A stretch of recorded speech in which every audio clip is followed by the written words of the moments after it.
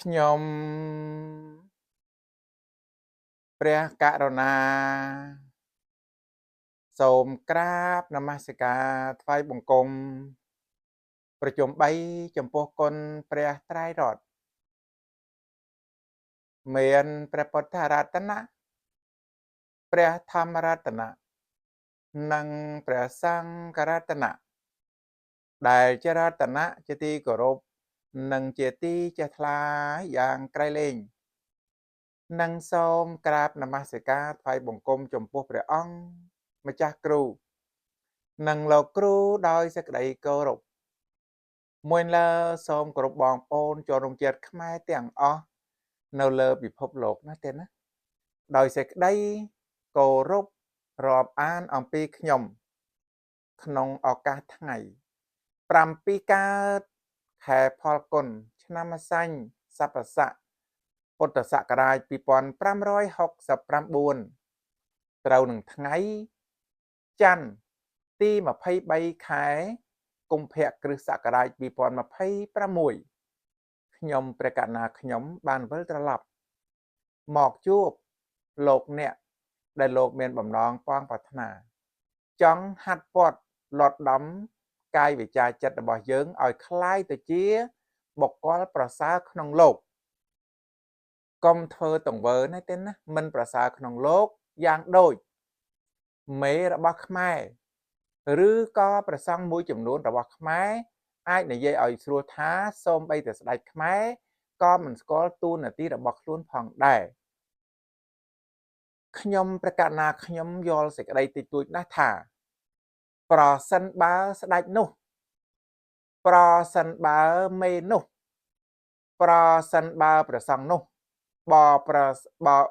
សិនបើបណ្ឌិតនោះរះនោះមានមេត្តាចិត្តមានព្រហ្មវិហារធម៌តម្កល់ជើងឃើញប្រាង្គប្រាសាទណាទេណាសីឡាជាច្រើនរាប់ពាន់រាប់រយប្រាង្គប្រាសាទមួយណាក៏លោកពោលគឺចម្លាក់ឆ្លាក់ជាពពនិមិត្តថាព្រហ្មវិហារធម៌ព្រហ្មវិហារធម៌ The four Pramavahara loving kindness appreciative greatness compassion and equanimity but Cambodian nation no it seems like no one understand the four Pramavahara how could they follow the right path how would they go to the good deed if they have their own wrong thought like the government in Cambodia always do the bad deed like this អស់លោកសាទស័ព្ទបរោះទាំងឡាយបើដូចជាប្រធានបទដែលពោលដែលនិទាននេះទេណានៅតែមានការនិយាយឲ្យស្រូវឲ្យស្អាតការសាបសូន្យព្រោះបញ្ញានេះសំខាន់ណាស់ក្នុងប្រវត្តិរបស់ព្រះពុទ្ធជាម្ចាស់យើងទាំងអស់គ្នាដឹងហើយថាបញ្ញាថឹកមាន4អសង្ខ័យកម្រៃ100,000កាប់សទ្ធាថឹកមាន8អសង្ខ័យកម្រៃ100,000កាប់រហូតទៅដល់វិរិយថឹកមានទៅដល់16អសង្ខ័យកម្រៃ100,000កាប់អញ្ចឹងបញ្ញានេះវាខ្លីជាងគេអ្វីត្បិតតែ4អសង្ខ័យក៏វាខ្លីជាងគេដែរចុះបើសិនជានគរខ្មែរពោពេញទៅដោយភាពងងឹតអវិជ្ជាយ៉ាងហ្នឹងធ្វើដូចម្ដេចឲ្យដោះកងនៃសេចក្តីទុកនឹងបានអញ្ចឹងខ្ញុំប្រកាសណាខ្ញុំសូមធ្វើការផ្ញើសារនេះទៅកាន់ព្រះសង្ឃ70000អង្គវត្ត5300វត្តនិងរះខ្មែរឬក៏អ្នកកាន់គ្រឹះសាសនាក្តីអ្នកកាន់លទ្ធិមូសាឡីមសាសនាក្តីបើអ្នកអាចស្ដាប់បានអ្នកនៅកន្លែងអ្នកទៅអ្នកគ្រាន់តែស្ដាប់ទៅបានហើយវាអត់ខុសទេត្រង់ណាដែលត្រូវអ្នកធ្វើវត្តប្រតិបត្តិទៅហើយអ្នកនៅសម្គាល់ថាលទ្ធិរបស់អ្នកល្អយ៉ាងណានៅកន្លែងអ្នកទៅខ្ញុំអត់ដែលថាអ្នកសាសនានឹងល្អជាងអ្នកទេព្រោះហេតុអីព្រោះអ្នកសាសនាគ្រាន់តែជាជំនឿក៏មិនកើតជាមនុស្សដែរវាតលតែធ្វើឲ្យត្រូវតាមកន្លងធម៌ព្រះសម្មាសម្ពុទ្ធចឹងអ្នកទាំងឡាយប្រុងស្ដាប់ចុះខ្ញុំនឹងប្រាប់អ្នកថាតើហេតុអីបានពោលយ៉ាងហ្នឹងខ្ញុំច្បិចបន្តិចចុះបងប្អូនឲ្យបងប្អូនស្រួលស្ដាប់នេះទេណា The teaching which I have given you I can by following the past myself, you should follow these teachings and conform to their spirit in every occasion. If you neglect them, it means that you have never really met me. Do you understand that? If it means that you are far from me, even if you are actually with me. But if you accept, no one accept, and practice, almost no one practice my teachings, then you are very near to me, even though you are far away. Do you understand this meaning? That is what the Buddha had been taught to all human beings. ចឹងខ្ញុំប្រកាសណាខ្ញុំនឹងនិទានពាក្យហ្នឹងប្រធានបទថាសាបសូន្យហ្នឹងក្នុងពេលបន្តិចទៀតនេះនឹងទំនុំទំនៀមបារាណាចារខ្មែរដែលលោកចងក្រងលេខ63ក្នុងចំណោម115 3លោកប្រាប់ថាម៉េចដឹង10មិនស្មើនឹងប្រសព1លោកអ្នកសន្តាប់ខ្មែរគឺនៅត្រង់កន្លែងហ្នឹង 100% សូមនមស្ការថ្វាយបង្គំចំពោះព្រះដ៏មានព្រះភ័ក្ត្រអរហន្តសម្មាសម្ពុទ្ធអង្គនោះសូមនមស្ការថ្វាយបង្គំចំពោះព្រះដ៏មានព្រះភ័ក្ត្រអរហន្តសម្មាសម្ពុទ្ធអង្គនោះសូមនមស្ការថ្វាយបង្គំចំពោះព្រះដ៏មានព្រះភ័ក្ត្រអរហន្តសម្មាសម្ពុទ្ធអង្គនោះខ្ញុំព្រះអង្គសូមដល់នៅព្រះពុទ្ធព្រះធម៌ព្រះសង្ឃជាទីពឹងទីរលឹកខ្ញុំព្រះអង្គសូមដល់នៅព្រះពុទ្ធព្រះធម៌ព្រះសង្ឃជាទីពឹងទីរលឹកជាគម្រប់2ដងផងខ្ញុំព្រះអង្គសូមដល់នៅព្រះពុទ្ធព្រះធម៌ព្រះសង្ឃជាទីពឹងទីរលឹកជាគម្រប់3ដងផងមិនមានទេភ័យនោះមានតែសុខបើធ្វើបានខ្ញុំប្រកាសណាសូមសមាទិនៅសិក្ខាបទគឺចេតនាវាចាការសម្លាប់សត្វមានជីវិតឲ្យធ្លាក់ចុះកន្លងខ្ញុំប្រកាសណាសូមសមាទិនៅសិក្ខាបទគឺចេតនាវាចាការកាន់យករបស់ដែលគេមិនបានឲ្យដោយកាយដោយវាចាខ្ញុំប្រកាសណាសូមសមាទិនៅសិក្ខាបទគឺចេតនាវាចាការប្រព្រឹត្តខុសក្នុងកាមទាំងឡាយខ្ញុំប្រកាសណាសូមសមាទិនៅសិក្ខាបទគឺចេតនាវាចាការពោពាក្យកុហកធ្វើឲ្យខូចប្រយោជន៍ដល់អ្នកដទៃខ្ញុំប្រកាសណាសូមសមាទិនៅសិក្ខាបទគឺចេតនាវាចាការផឹកទឹកសរនគឺសារ៉ានិងមេរ័យខ្មែរមានមិនគ្រប់ទេបានតែវាមានតែវិបត្តិយ៉ាងហ្នឹងបើបងប្អូនលំបាកជឿមើលមេខ្មែរទៅប្រព្រឹត្តធ្វើទាំងវើខុសឈាមឆ្គងត្រឹមតែសិល5ហ្នឹងចំនួនប្រមាណភាគរយអ្នកទាំងឡាយក៏បីធ្វើនៅសិក្ខាបទទាំងឡាយ5នេះឲ្យប្រពៃត្រូវរក្សាឲ្យល្អដោយសេចក្តីមិនប្រមាទគឺថាកំបីធ្វើប្រហែសឡើយយើងធ្វើប្រហែសយើងប្រមាទប្រមាណភាគរយមេខ្មែរសូមបីតែធម៌ព្រះសម្មាសម្ពុទ្ធមួយម៉ាត់ក៏មិនមានផងក្រុមផ្សេងក្រសួងផ្សេងអ្នកប៉ុស្តិ៍វត្ថុលៈគ្មានធម៌មួយម៉ាត់ប្រចាំក្នុងវេទិកាឬក៏អង្គការរបស់អ្នកគឺគ្មានទេហើយអ្នកចង់បាននៅសេចក្តីសុខបើបែរខ្នងដាក់ព្រះហើយដាក់ធម៌ហើយសុខនៅត្រង់កន្លែងណាអ្នកឯងអ្នកសត្វទាំងឡាយបានកាន់ឋានសួគ៌ក៏ព្រោះសិលសត្វទាំងឡាយបានបរិបូរដោយភោគៈក៏ព្រោះសិលសត្វទាំងឡាយបានកាន់ទីរំលត់ទុកពលគឺព្រះនិព្វានក៏ព្រោះសិលអញ្ចឹងព្រោះហេតុដូច្នោះបុគ្គលជាសប្បុរសក៏បីចម្រើនសិលឯបរិសុទ្ធមិនឲ្យសៅមងឡើយយើងសៅមងហើយទៅយើងមានតែវិបត្តិយ៉ាងដូចនេះ To follow a code of discipline observing strengthen ability to avoid the immoral and harmful action following such a code of discipline will keep us from trouble and difficulty and such a negative action eventually bring. Please think about that. How much percent our people in Cambodia follow this Dhamma? How much percent they practice? How much percent they obey? If they do not practice and also if they not obey, that means the door is open for evil or bad deed. Because you don't have the door to lock, that means the door open all the time. How could you can survive? It means you can't even survive because the door is open all the time, even breathe in and breathe out. And another, the 5 positive precepts. The practice of harmlessness and compassion, the practice of kindness and generosity, the practice of faithfulness and responsibility the practice of truthfulness and pleasant speech the practice of self-control and mindfulness please think about that how important but if you do not do this how could you be harmony together how could you even can living together hatred never cease by hatred in this world by love alone they see this is an instant law today is going to be my peaceful day today will be a peaceful day for me may all beings be happy may all be free from suffering a man mind may make him a Buddha or it may make him a beast misled by error one become a demon enlightened one become a Buddha therefore control your mind and do not let it deviate them from do not deviate from the right path you should respect each other this is what the Buddha had been said you should respect each other follow my teaching and refrain from disputes you should not like water and oil repel each other but should like milk and water mingle together how important if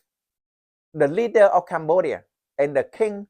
know nothing about guiding or telling to be together how could you harmony together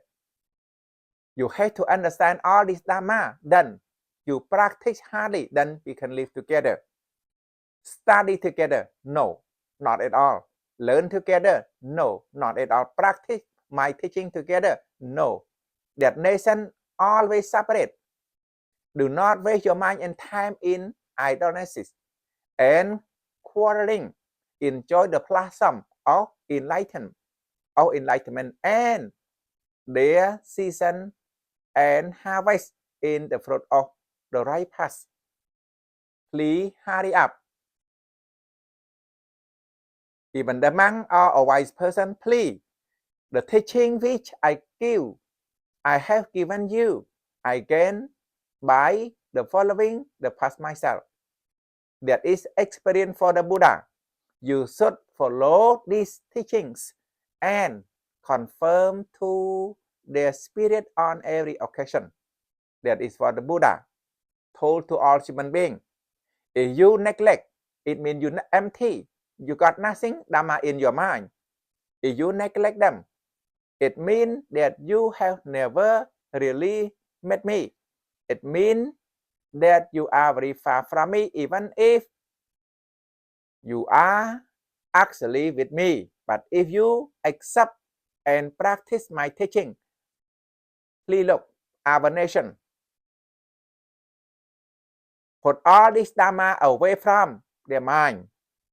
then you are very near to me even though you are far away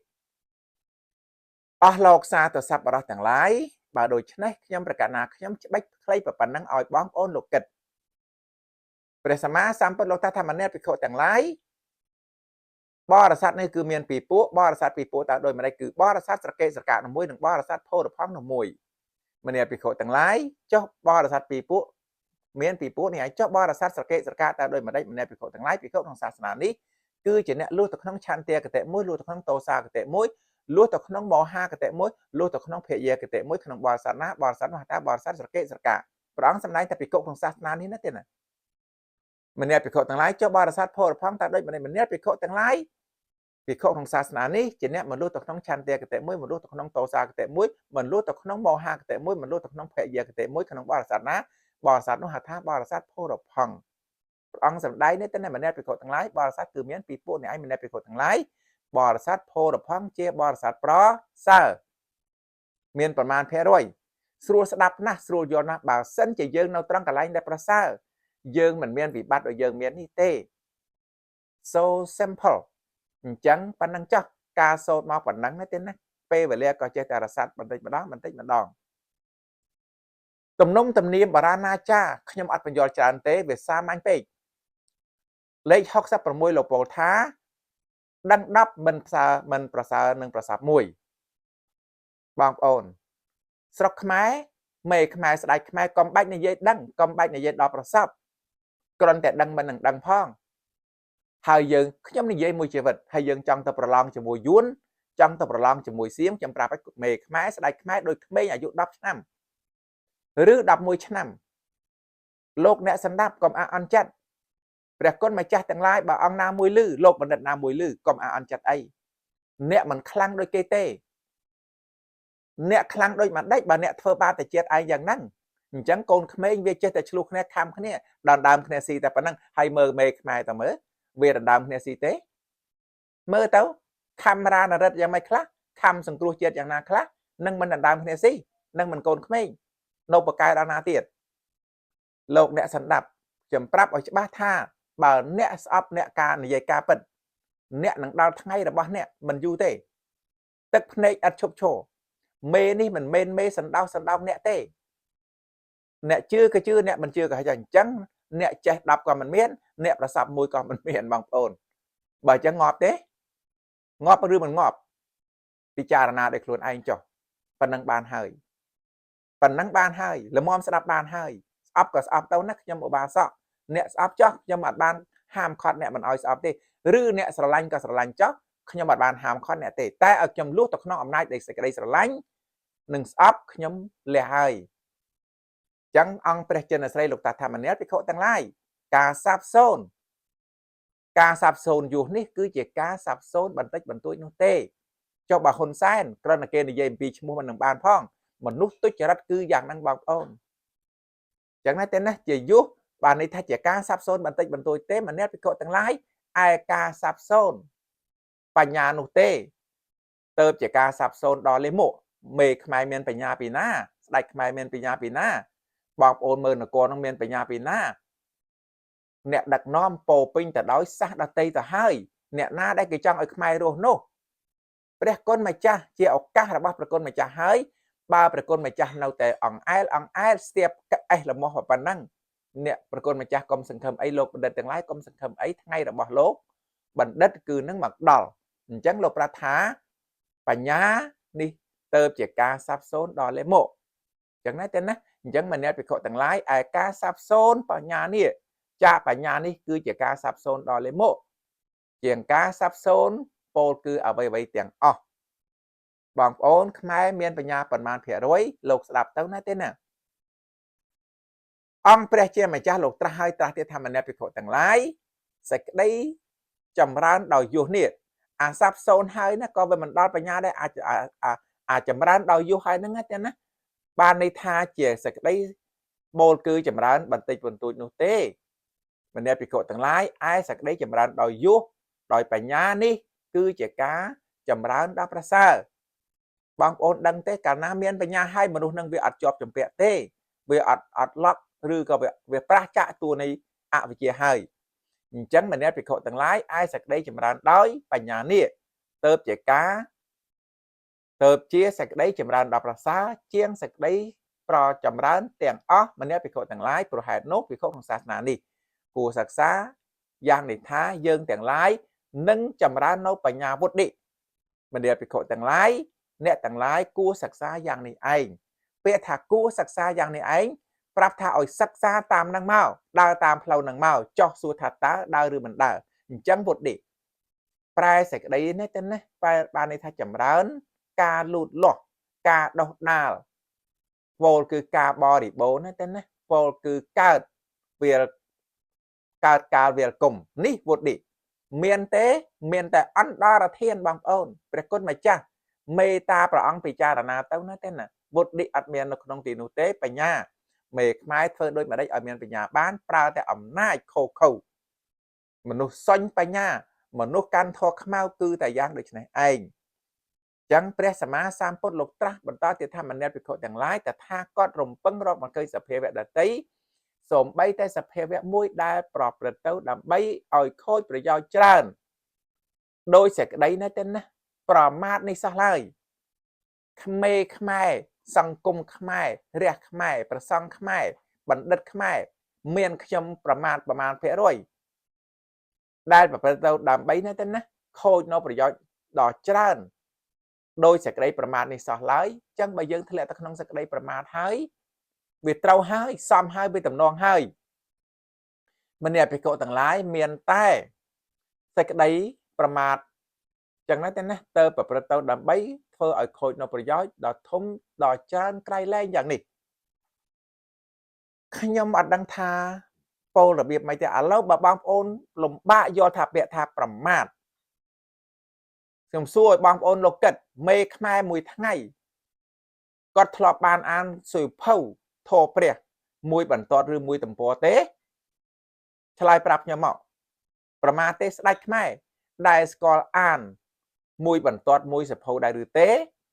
ព្រះសង្ឃខ្មែរដែលព្យាយាម effort នឹង mindfulness in effort មានដែរឬទេ how much percent you do this to the king to the leader or to all the follower that mean nothing ចឹងព្រះគុណម្ចាស់ណាមួយអង្គសម្ដាប់ហើយណាទេណាព្រះអង្គកុំមើលខ្ញុំឧបាសកនេះថាយ៉ាងនេះយ៉ាងនោះឲ្យសោះណាទេណាព្រោះឃើញភ័យអញ្ចឹងបើប្រមាថហើយវាអណ្ដរធាននោះហើយប្រមាថតេណាណាបើប្រមាថថវានោះគួរសមបន្តិចបងប្អូនមនាភិក្ខុទាំងឡាយតថាគតរំពឹងរាប់មិនឃើញនៅសភាវៈដតីសូម្បីតែសភាវៈមួយដែលប្រព្រឹត្តទៅដើម្បីប្រយោជន៍ច្រើនដោយសេចក្តីមិនប្រមាថនេះសោះឡើយមានប្រមាណភាគរយអាមួយវាប្រមាថហើយប្រមាណភាគរយហើយនឹងអាមិនប្រមាថនឹងវាមានប្រមាណភាគរយអញ្ចឹងវានៅតែកន្លែងដដែលវានៅតែមួយកំប៉ុងមួយតៅមួយជែលមួយធុងដដែលវាអត់ខុសគ្នាទេអញ្ចឹងណាទេណាអញ្ចឹងបានសេចក្តីថាម៉េចពោលគឺដែលប្រព្រឹត្តទៅណាទេណាដើម្បីប្រយោជន៍ច្រើនដោយសេចក្តីមិនប្រមាថនេះសោះឡើយចុះបើយើងប្រមាថហើយមនាភិក្ខុទាំងឡាយមានតែសេចក្តីមិនប្រមាថពោលគឺទៅប្រព្រឹត្តទៅដើម្បីធ្វើឲ្យបាននៅប្រយោជន៍ដ៏ធំធេងនោះឡើយអ្នកទាំងឡាយមនាភិក្ខុទាំងឡាយអ្នកទាំងឡាយក៏បីសិក្សាយ៉ាងនេះឯងអស់ចាស់ហើយ please do now the monk please preaching right now or the wise person don't delay do now the king of Cambodia please pick up or associating with Dhamma the leader of Cambodia do not lazy like that please associating or collaborating with the morality or the precept because the morality or the precept very important do now virtue do now merit this Dhamma are very important if you thought on this good Dhamma then you will lead them to be the right way if you do not do the right thing with Dhamma that means you pull the nation to be the wrong way ដោយយកទៅតាមកាលពេលវេលាមានកំណត់អ៊ីទាំងវោញាតតាំងហោតុសុគតាហោនតុញាតយោទាននេះចូលរមានដល់ញាតទាំងឡាយចូលញាតទាំងឡាយបាននៅសេចក្តីសុខចុះកាយវន្តនេះពុទ្ធាំងវន្តាមិធម្មំវន្តាមិសង្ឃាំងវន្តាមិខ្ញុំឧបាសកនឹងវិលត្រឡប់មកជួបលោកអ្នកដែលមានបំណងប៉ងប្រាថ្នាចង់សិក្សាធម៌របស់ព្រះដែលមានប្រភពនៅពេលក្រោយៗទៀតបាទសូមអរគុណសូមជម្រាបលាទៀត